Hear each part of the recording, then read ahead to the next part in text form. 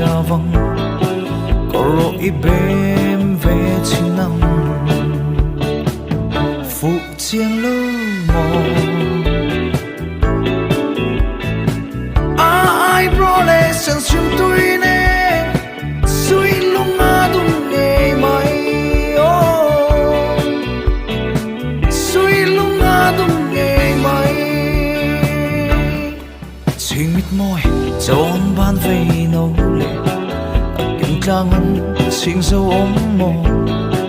cây dùng cất hiu ninh thầy lâu cây dùng cất hiu ninh thầy lâu phụ chiêng lâu mò ai bro lệ sân chim tôi nè suy lung ngã tung nghề mày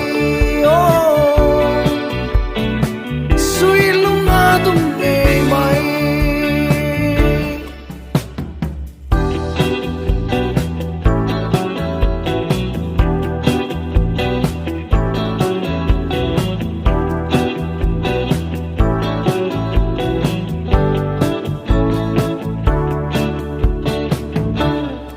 khơi lòng chua dỗ về tất căng mò khơi ru nắng xiang lối về âm mò tuần lệ cần noam với khát tần